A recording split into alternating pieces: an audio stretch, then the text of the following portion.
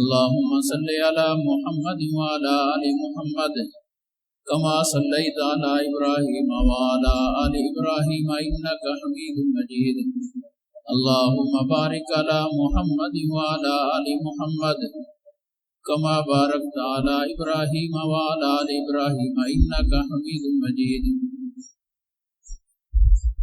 قربانی کی حقیقت کے متعلق صحابہ کرام نے حضور صلی اللہ علیہ وسلم سے پوچھا کہ اس کی کیا حقیقت ہے، تو فرمایا کہ یہ تمہارے باپ ابراہیم علیہ السلام کی سنت ہے، ان سے جاری شدہ ایک عمل ہے۔ ابراہیم علیہ السلام نے اللہ تعالیٰ کے بارگاہ میں کئی ساری قربانیاں پیش کی، اور اللہ فرماتے ہیں کہ ہم نے ان کا امتحان لیا، ابراہیم علیہ السلام کو آزمایا، اور وہ ان تمام امتحانوں میں کامیاب ہوئے۔ پھر ہم نے اس امتحان کی کامیابی کے صلے میں ان کو یہ انعام دیا کہ ان کو زمانے کا مقتدی بنا دیا۔ زمانے کے مقتدی بنانے کی ایک شکل یہ ہے کہ جتنی قومیں تھیں، جتنے مذاہب تھے، وہ سب اپنے آپ کو ابراہیمی کہلانے پر فخر محسوس کرتے تھے، لیکن حق تعالیٰ نے یہ فیصلہ فرمایا کہ مدعی ابراہیمی ہونے کے سب ہیں، لیکن حقیقت میں اگر ابراہیمی ہیں تو وہ محمد صلی اللہ علیہ وسلم کے امتی ہیں، اس دین کو ماننے والے ہیں۔ اس دین میں کتنی ساری چیزیں ہیں جو ابراہیم علیہ السلام سے جاری ہوئی ہیں اور آج تک جاری ہیں، تو ان میں سے ایک قربانی کا سلسلہ ہے کہ ابراہیم علیہ السلام نے یہ جاری فرمائی اور آج تک یہ قربانی کا سلسلہ جاری ہے۔ تو ابراہیم علیہ السلام کو اللہ پاک نے بڑی بڑی کئی آزمائشوں سے گزارا۔ ان میں سب سے پہلی آزمائش اپنے خاندان کے ساتھ مخالفت، خاندان کی دشمنی، اور خاندان کی طرف سے، والد کی طرف سے سختی اور گھر سے نکال دینا، یہ ابراہیم علیہ السلام پر آزمائش آئی۔ قرآن پاک نے باپ کا لفظ بولا ہے کہ وہ ابراہیم علیہ السلام کے سگے والد تھے یا چچا تھے، دونوں طرح کی قول ہے۔ وہ بت گھر بھی تھے اور بتوں کی پوجا کرنے والے بھی تھے، تو گویا شرک کا مرکز ہے ابراہیم علیہ السلام کا گھر، اور ابراہیم علیہ السلام توحید کی دعوت دینے والے ہیں، اللہ کی طرف بلانے والے ہیں، اللہ کے ساتھ جوڑنے والے ہیں۔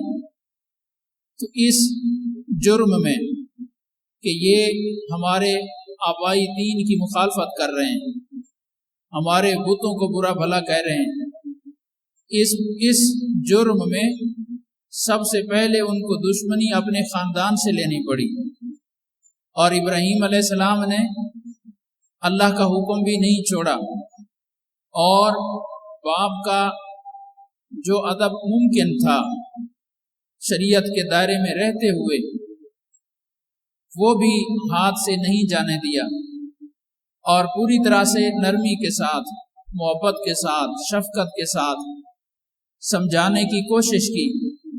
اللہ تعالیٰ سے دعا بھی کی، باپ کو بھی دلائل کے ذریعے سے سمجھانے کی کوشش کی، سورج کو، چاند کو، ستاروں کو، بتوں کو، کتنی چیزوں کو وہ رب مان چکے تھے۔ ابراہیم علیہ السلام نے ان کو سمجھایا کہ نفع نقصان کا مالک ایک ہی ذات ہے، اللہ تعالیٰ۔ جب نفع نقصان کی مالک اللہ کے علاوہ کوئی ذات نہیں، تو پھر سجدے کے لائق بھی ایک ہی ذات ہے، عبادت کے لائق بھی پھر ایک ہی ذات ہے۔ جب یہ تمہارا بھی نظریہ ہے، تمہارا بھی عقیدہ ہے، اپنے وقت کے بادشاہ سے ابراہیم علیہ السلام نے گفتگو فرمائی اس مسئلے پر کہ نفع نقصان کا جو مالک نہیں ہے وہ معبود بننے کے قابل نہیں، حتیٰ کہ وقت کا بادشاہ اپنے آپ کو خدا کہلاتا تھا، سورج اور چاند کو وہ پوجا کر رہے تھے۔ تو ابراہیم علیہ السلام نے ان سب کو دلائل کے ذریعے سے سمجھایا کہ یہ خدا بننے کے لائق نہیں ہے۔ ابراہیم علیہ السلام بیٹھ گئے، رات کو دیکھا کہ سورج ہے، قوم سے پوچھا کہ تمہارے بقول یہ میرا خدا ہے؟ یہ خدا ہے۔ تھوڑی دیر کے بعد وہ چاند غائب ہو گیا، غروب ہو گیا، تو فرمایا کہ اب وہ خدا کہاں گیا ہے؟ اگر مجھے خدا کو پکارنا پڑے اب تو سورج باقی چاند باقی نہیں رہا سامنے، تو جو خدا غائب ہو گیا ہے وہ ہماری حاجت روائی کیسے کرے گا؟ ستاروں کو میں خدا مانوں، تھوڑی دیر کے بعد وہ ستارے بھی غائب ہو گئے، تو جو خدا غائب ہو گیا وہ ہماری حاجت روائی کیسے کرے گا؟ کچھ دیر کے بعد سورج نکلا پوری آب و تاب کے ساتھ، یہ سب سے بڑا خدا ہے، یہ سب سے بڑا خدا ہے، لیکن شام کو وہ بھی غروب ہو گیا۔ تو جو خدا خود غروب ہو جاتا ہے، خود غائب ہو جاتا ہے، وہ دوسروں کی مدد کیسے کرے گا؟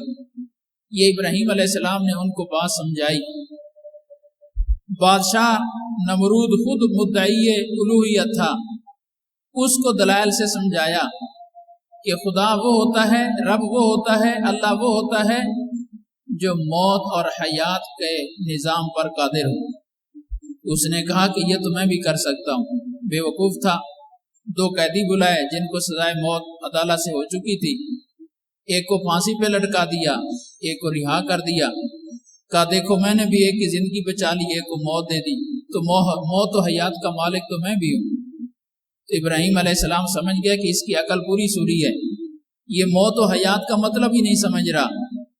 موت و حیات کا مطلب تو یہ ہے کہ بے جان جسم ہے اس کے اندر روح ڈال کر اس کو زندہ کر دیں، جیسے کہ بچہ ماں کے پیٹ میں ایک بے جان جسم ہوتا ہے، اللہ اس میں روح ڈال کے اس کو ایک زندہ انسان بنا دیتے ہیں۔ موت و حیات کا مطلب تو یہ ہے۔ خیر اس کو دوسری دلیل دی، فرمایا میرا رب روزانہ سورج کو مشرق کی طرف سے طلوع کرتا ہے، مغرب میں غروب کرتا ہے، اگر تو بھی رب ہے تو آج اس کے الٹ کر کے دکھا کہ سورج مغرب سے غروب ہو، مغرب سے طلوع ہو اور مشرق میں جا کر غروب ہو جائے، تاکہ پتہ چلے کہ تو بھی رب ہے اور تو سورج کا نظام اپنے ہاتھ میں لے کر چلا سکتا ہے۔ اب اس کا اس کے پاس کوئی جواب نہیں تھا، تو دلائل کے ذریعے بات سمجھائی، حقائق سے سمجھایا، لیکن قوم کو وہ بات سمجھ میں آنے والی نہیں تھی۔ قوم نے تو جو دشمنی کرنی تھی وہ تو کرنی تھی، سب سے پہلے گھر سے بغاوت ہوئی، گھر سے دشمنی ہوئی، سختی ہوئی، اور ابراہیم علیہ السلام کو والد نے گھر سے نکال دیا۔ تو یہ اللہ کا دین ہے۔ اللہ تعالیٰ یہ قصہ سنا کر قرآن پاک میں مسلمانوں کو اور قیامت تک آنے والے دین کے ماننے والوں کو یہ ایک سبق دینا چاہتے ہیں کہ دین کی پر عمل کرنے کی وجہ سے آزمائشیں آتی ہیں اور آزمائشوں سے گزرنا پڑتا ہے، اور یہ انبیاء علیہ السلام کی سنت، یہ صحابہ کرام کی سنت کہ ان کو دین پر عمل کرنے کی وجہ سے بڑی بڑی آزمائشوں سے گزرنا پڑا، اور ہم یہ چاہتے ہیں کہ دین پر عمل بھی ہو لیکن ہمارا بال بھی نہ کٹے اور ہمیں کسی قسم کی ذرا برابر تکلیف نہ اٹھانی پڑے۔ وہ کیسا دین ہوا؟ دین پر عمل کرنے کی وجہ سے تو آدمی بڑی بڑی امتحانوں سے گزرتا ہے۔ حضرت سیدنا صدیق اکبر رضی اللہ تعالیٰ عنہ نبی پاک صلی اللہ علیہ وسلم کے سب سے پہلے وفادار اور سب سے پہلے حضور صلی اللہ علیہ وسلم کے جانثار، کہ جب حضور صلی اللہ علیہ وسلم نے دعویٰ نبوت فرمایا تو یہ ایک با اثر شخصیت تھے مکہ مکرمہ کی، اور سب سے پہلے حضور صلی اللہ علیہ وسلم کے دست بازو بنے۔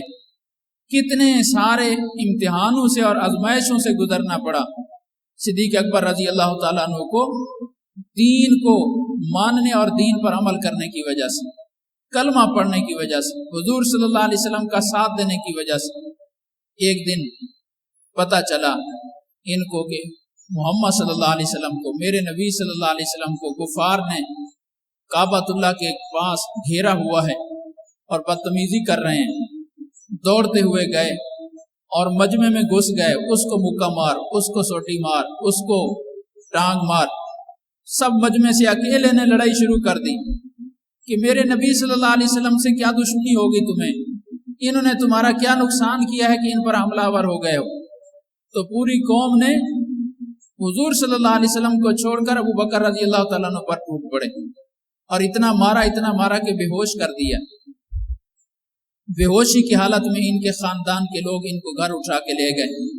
जाहिर है कि वहाँ बिरादरी एक रिवाज चलता था, तो खानदान के लोग अक्सर काफिर थे, लेकिन एक खानदानी तैश में आ गए कि अगर हमारा ये बंदा जिंदा न रहा तो हम इनका किसास लेंगे, बदला लेंगे।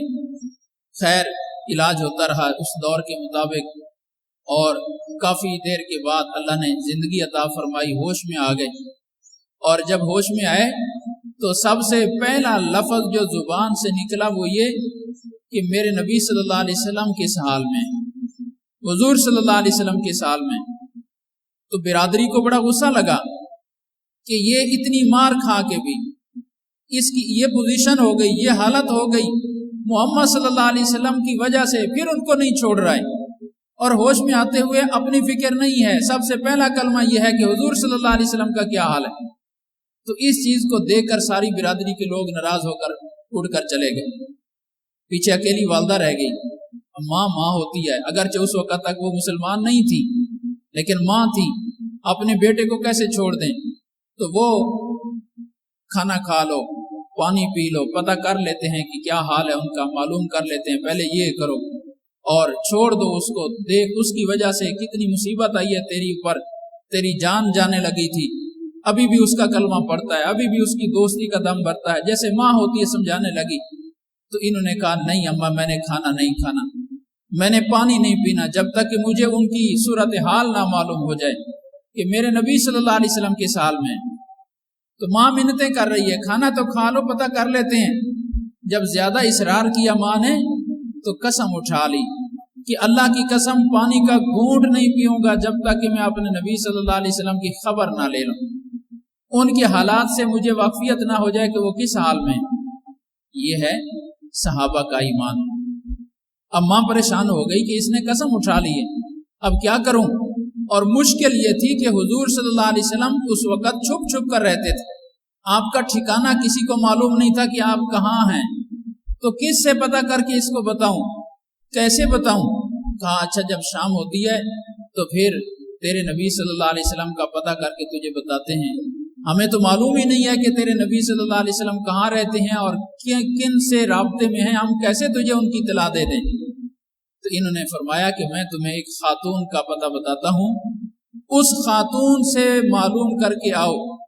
और वो थी फातिमा बिनते खत्ताब, हजरत उमर रजी अल्लाह तआला अन्हु की बहन, जो उस वक्त तक मुसलमान हो चुकी थी लेकिन किसी को उनके इस्लाम का इल्म नहीं था, खुफिया मुसलमान थी। उनसे पता करके आओ, वो राब्ते में रहती हैं। तो हजरत सिद्दीक अकबर रजी अल्लाह तआला अन्हु की वालदा ने बंदा भेजा, तो अजीज भेजा कि जाओ उनसे मालूम करके आओ फातिमा बिनते खत्ताब से कि मोहम्मद सल्लल्लाहु अलैहि वसल्लम के साल में और कहाँ हैं। जब वो कासिद पहुंचा तो वो चूंकि इस्लाम को छुपा रही थी और हुजूर सल्लल्लाहु अलैहि वसल्लम की खबर हर बंदे को नहीं बता सकती थी, तो कहने लगी मैं क्या जानूं कि मोहम्मद सल्लल्लाहु अलैहि वसल्लम कौन होते हैं, मुझे क्या पता कि वो किस हाल में और कहाँ हैं। हाँ अगर तुम कहती हो तो मैं तुम्हारे मरीज को अबू बकर रज़ी अल्लाह अन्हु को मिल लेती हूँ तुम्हारी हौसला अफजाई के लिए, मुझे नहीं पता कि मोहम्मद सल्लल्लाहु अलैहि वसल्लम के साल में, बात छुपाने के लिए उन्होंने। तो सिद्दीक अकबर रज़ी अल्लाह तआला अन्हु के घर आई और हजरत अबू बकर रज़ी अल्लाह तआला अन्हु ने खुद पूछा उनसे कि हुजूर सल्लल्लाहु अलैहि वसल्लम कहाँ हैं, किस हाल में हैं। तो उन्होंने इशारा किया कि इस वक्त तुम्हारी माँ सुन रही, वो काफरा है अभी तक, वो सुन रही है, कहीं राज फाश ना हो जाए हुजूर सल्लल्लाहु अलैहि वसल्लम का। तो अबू बकर रज़ी अल्लाह तआला ने फरमाया कि नहीं इंशाअल्लाह, बेशक मेरी माँ मुसलमान नहीं है लेकिन राज फाश नहीं करेगी, इसलिए बता दो। तो उन्होंने बताया कि अल्हम्दुलिल्लाह हुजूर सल्लल्लाहु अलैहि वसल्लम खरिया से हैं और फलां जगह पर हैं। तो जब उनको यकीन हो गया कि हुजूर सल्लल्लाहु अलैहि वसल्लम खरिया से हैं, अब उनकी कसम पूरी हो गई کہ جب تک حضور صلی اللہ علیہ وسلم کی خبر نہ معلوم ہو جائے کھانا نہیں کھاؤں گا، پانی نہیں پیوں گا۔ خبر معلوم ہو گئی تو اب پانی پیا۔ یہ تھی صحابہ کرام کی قربانیاں۔ اللہ ان قربانیوں سے دین پر عمل کرنے کی وجہ سے گزارتا ہے، یہ اللہ کی سنت ہے۔ جب اللہ ان دین پر عمل کرنے کی وجہ سے ان مقدس ہستیوں کو، انبیاء کو، صدیقین کو گزار رہا ہے، تو ایک عام آدمی پر دین پر عمل کرنے کی وجہ سے آزمائشیں کیسے نہیں آئیں گی؟ صدیق اکبر رضی اللہ تعالیٰ عنہ ہجرت کے لیے حضور صلی اللہ علیہ وسلم کے ساتھ جانے کے لیے تیار ہیں، اور حضور صلی اللہ علیہ وسلم نے پابند فرمایا، حکم فرمایا کہ ہجرت تم نے میرے ساتھ کرنی ہے۔ چنانچہ 2 اونٹنیاں خرید لی تھی اور سارے انتظامات سفر کے خود کر لیے حضور صلی اللہ علیہ وسلم کے حکم کے بغیر، اور کافی ساری رقم بھی، پیسے بھی جمع کر لیے کہ کسی بھی جگہ پر خرچہ کی ضرورت پیش آ سکتی ہے۔ تو وہ جتنے پیسے جمع تھے ہجرت کے دن سب کے سب پیسے ساتھ لے لیے، اور پیچھے بچوں کے لیے کچھ بھی نہیں چھوڑا۔ حالانکہ پیچھے اولاد ہے، 2 بیٹیاں ہیں، بیٹے ہیں، اور بوڑھے ماں باپ ہیں، والد صاحب نبینا ہیں، اور وہ کمانے کی پوزیشن میں نہیں ہے۔ پیچھے کیا بنے گا ان کا اللہ وارث۔ ان کو اللہ کے اعتماد پر، بھروسے پر چھوڑ کر کہ حضور صلی اللہ علیہ وسلم کو تنگی پیش نہ آئے، کہیں ایسا نہ ہو کہ خرچہ ختم ہو جائے اور حضور صلی اللہ علیہ وسلم کو پریشانی پیش آ جائے، میرے بیوی بچوں کی خیر ہے۔ کتنی بڑی ایک پتھر رکھنے والی دل پر بات ہے کہ اسلام کی خاطر، حضور صلی اللہ علیہ وسلم کی خاطر گویا اپنا وہ سارا خاندان داؤ پر لگا رہے ہیں اور اللہ کے حوالے کر رہے ہیں، دشمنوں کے حوالے کر رہے ہیں۔ چھوٹی چھوٹی بچی ہیں، حضرت اسماء اور حضرت عائشہ رضی اللہ تعالیٰ عنہ۔ حضرت اسماء ذرا سمجھدار تھیں، بڑی تھیں، حضرت عائشہ رضی اللہ تعالیٰ بالکل چھوٹی تھی۔ تو خیر تھوڑی دیر کے بعد دادا جی آ گئے، نبینا تھے۔ اب بچیوں نے، وہ بھی تو صدیق اکبر رضی اللہ تعالیٰ کی بچیاں تھیں، اس گھرانے میں پرورش پائی تھی۔ جب نبی پاک صلی اللہ علیہ وسلم سفر کی غرض سے صدیق اکبر رضی اللہ تعالیٰ عنہ کے گھر پہنچے اور حکم ہوا اللہ کی طرف سے کہ ہجرت کر جائیں، اور ایسے ٹائم ہے کہ اس ٹائم حضور صلی اللہ علیہ وسلم پہلے آیا نہیں کرتے تھے، تو صدیق اکبر رضی اللہ تعالیٰ دیکھ کر پہچان گئے کہ آج کسی عام مقصد کے لیے تشریف لا رہے ہیں۔ تو حضور صلی اللہ علیہ وسلم تشریف لائے گھر میں اور حکم دیا، ابو بکر گھر کے افراد کو باہر نکال دو، کوئی خاص بات کرنی ہے۔ کہ یا رسول اللہ یہ آپ کے بچے ہیں، یہ آپ کا ہی خاندان ہے، انشاءاللہ یہ خاندان راز فاش نہیں کرے گا، آپ جو حکم فرما دیں گے یہ وہ ساری باتیں راز میں رہیں گی۔ چنانچہ بچوں اور بچیوں کے سامنے حضور صلی اللہ علیہ وسلم نے فرمایا کہ مجھے ہجرت کا حکم ہو گیا ہے، یا رسول اللہ پھر مجھے خادم کے طور پر حکم ہے ساتھ رہنے کا؟ جی آپ کو بھی خادم کے طور پر حکم۔ تو وہ سارے پیسے ساتھ لے لیے، پیچھے گھر کا خرچہ کچھ نہیں چھوڑا۔ اب بچیوں نے دیکھا کہ دادا جی پریشان ہو جائیں گے، جب ان کو پتہ چلے گا کہ تمہارا ابا خود بھی چلا گیا اور سارے پیسے بھی ساتھ لے گیا، وہ بڑھاپے میں پریشان ہو جائیں گے، ٹینشن میں آ جائیں گے۔ اب بوڑھے دادا کو مطمئن کیسے کریں؟ بچیوں نے، اللہ نے ان کے دل میں ڈالا، جہاں جس برتن میں پیسے رکھے ہوتے تھے اس برتن کو کنکریوں سے بھر دیا، کیونکہ سکے بھی تو اس وقت چھپے سے ہوتے تھے، چاندی کے یا سونے کے، تو کنکریوں سے بھر کر اوپر کپڑا دے دیا۔ اور دادا جی جب آئے تو کہنے لگے چلا گیا تمہارا ابا، بھاگ گیا ہے، جیسے ہوتی ہے ایک بات، اس وقت وہ بھی مسلمان نہیں تھے، اور تمہیں بے یار و مددگار چھوڑ گیا، بے سہارا چھوڑ گیا، مجھے خطرہ ہے کہ وہ تمہارے پیسے بھی ساتھ لے گیا ہوگا، تمہارے لیے گھر میں کوئی خرچہ بھی نہیں چھوڑ گیا ہوگا۔ تو بچیوں نے کہا نہیں دادا جی فکر نہ کریں، وہ ہمارے لیے سب کچھ انتظام کر گیا ہے۔ اس دادے کا ہاتھ پکڑا نبینے کا اور اس برتن کے اوپر، کپڑے کے اوپر سے ہاتھ لگوایا کہ دیکھو دادا جی وہ ہمارے ابا جی ہمارے لیے ہم پیسے رکھ کے گئے۔ جب دادے نے وہ ہاتھ لگایا تو نیچے کوئی سخت چیز نظر آئی تو وہ مطمئن ہو گئے کہ ہاں چلو پیسے چھوڑ گئے، چلو تمہارے خرچے کا گزارے کا چھوڑ گئے ہیں، پھر اتنی فکر نہیں۔ یہ ہے صدیق اکبر رضی اللہ تعالیٰ عنہ کا خاندان اور ان کی قربانیاں۔ تو اللہ امتحانوں سے گزارتے ہیں صحابہ کرام کو۔ اللہ پاک نے جو رضی اللہ عنہم کا سرٹیفکیٹ دیا تو وہ ایسے نہیں، انہوں نے دین کے لیے قربانیاں دی، انبیاء نے دی۔ حضرت عبداللہ ابن حذافہ رضی اللہ تعالیٰ عنہ جنگوں میں لڑتے لڑتے किसी जगह कैद हो गए और काफी सारे सहाबा और भी कैद हुए। तो जो दुश्मन था बादशाह, उसने हजरत अब्दुल्लाह इब्न हुज़ाफा रज़ी अल्लाह ताला अन्हु को दावत दी कि ईसाई मजहब कबूल कर लो, और इसके लिए पहले लालच दिया कि अगर ईसाई मजहब कबूल कर लो तो मैं आधी बादशाहत देने के लिए तैयार हूँ। बहुत बड़ी लालच। तो फरमाया आधी बादशाहत, कहता है सारी दुनिया की बादशाहत का भी मुझे मालिक बना दे तो मोहम्मद सल्लल्लाहु अलैहि वसल्लम का कलमा छोड़ने के लिए तैयार नहीं। फिर उसने धमकी दी और उसने बहुत बड़ा एक कड़ा चढ़ा तेल का और उसको आग के ऊपर गर्म किया, और जब वो खौलने लगा वो तेल आग के अंदर, तो दो बंदों को बुलाया, कैदियों को, मुसलमान कैदियों को। पहले एक को उस आग में डाला, उस तेल में, तपते हुए तेल में। ज़ाहिर है वो सेकंड के अंदर भूने गए, जिस्म चमड़ा अलहदा हो गया, खाल अलहदा हो गई। ये दिखा रहे थे कि तेरे साथ भी हशर करना है वरना मजहब इस्लाम छोड़ दे। फिर दूसरे को डाला, उसका भी यही हाल। तो हजरत अब्दुल्लाह इब्न हुज़ाफा रज़ियल्लाहु अन्हु रोने लगे।